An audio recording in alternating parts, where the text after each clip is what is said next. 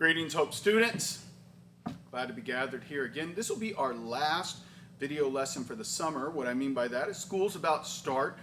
Just so you know what we're going to do, we're going to have group this week. I've got a lesson for today we'll get to in just a minute. But then we're going to take next weekend off with kind of the holiday and Labor Day weekend, and then we'll launch back up after that. But there's going to be a couple little changes. First of all, with the school year coming, our small groups are meeting during the summer in different places at different times and things like that. And we're still going to be in different places, but everybody's moving back to Sunday. Youth group during the school year was always on Sunday, and even in the summer, but with COVID, we had a little more flexibility as we were looking to get people into homes, and small groups were on different nights of the week. Everybody's going to be on a Sunday night now. A couple of people are changing locations. Make sure when you register for small groups moving forward, starting this week, it's going to be in a different place potentially and a different time. Some of them happen to be the same, but everybody's on Sunday, so read the notes, make sure you see what changes are happening for you. Another thing I want to announce is as the school year starts, we wanted to start doing some activities that put us together as a larger community.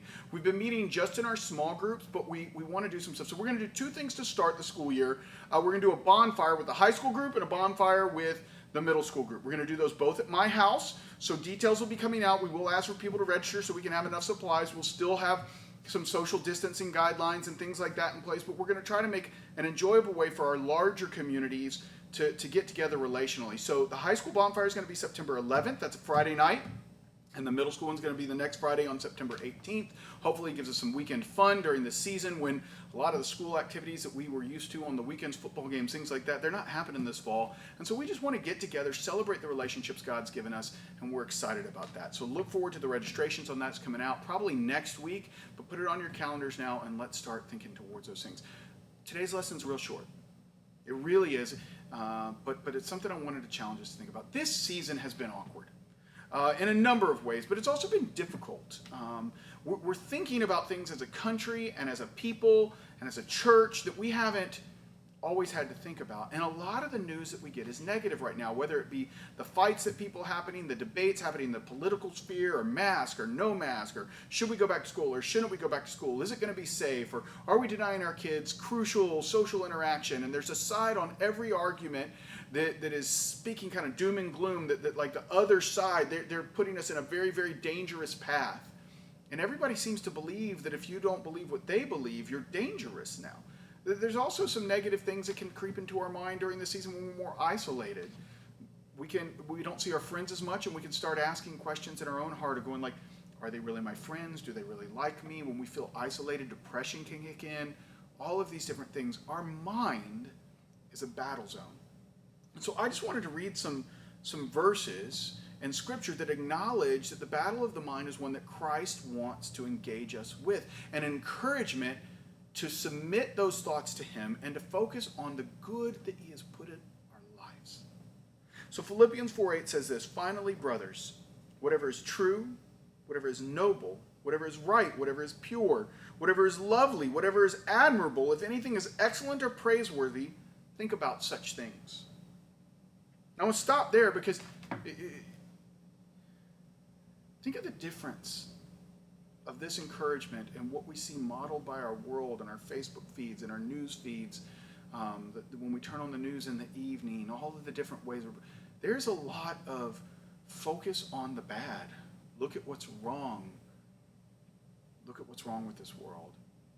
Now, we shouldn't ignore what's wrong with this world. And Scripture would tell us that we need to be a force for good against certain things. God tells us to pay attention to the poor and to always care for them, for the widow, for those that are hurting, for those that are suffering.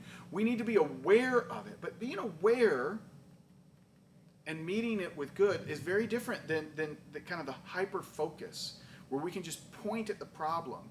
The big thing in today's world is not just to go, there's the problem, let's figure out how to solve it, but there's the problem, now let's point fingers at who we say is to blame. And guys, when we get into that game, it's a dark space. The same thing in our mind, but this is, whether it be about the world around us, our own private hearts, our family lives, our situation, whether or not we come from, like a poor family that's struggling, if jobs have been lost during the COVID season or things are tight as a result, like we can just go and go, oh man, life sucks, life sucks, life sucks.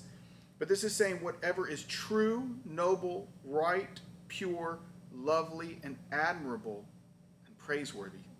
Listen to how many descriptors are in that. True, noble, right, pure, lovely, admirable, and praiseworthy. Think about such things. He's saying, set your mind on these things.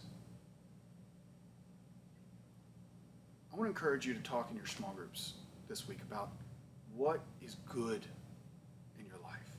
What around you can you find encouragement in? Yes, there can be bad things in your life. And I'm not saying ignore those or pretend they don't exist. But spend some time thinking about what God has done well in your life, the opportunities that exist in front of you. What about this school year could be exciting? What changes have happened in your life that you could begin to embrace instead of lamenting what you lost? What opportunities do you have now that you didn't have before? How can you focus on friendships in different and new ways? Even though certain aspects may be lost, what can we celebrate?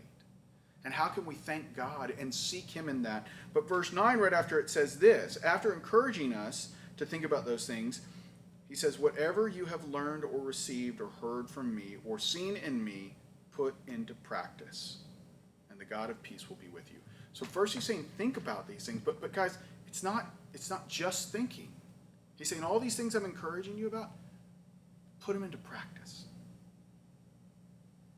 So not only do I want to talk about like the good opportunities in front of you, the things that you should be focused on and applying your energy, your thoughts, and your time towards, but I want you to talk about how you could actually put these things into practice more. How you can actually physically work towards them with a gratitude that God has opened these opportunities in front of you. I think this would be a healthy framework to evaluate the school year that's just about to start. So I miss you guys. I can't wait to see you at the bonfire. I'm excited to host that at my house. Maybe you can meet my puppy. For now, let's think about what is good. Have a great day.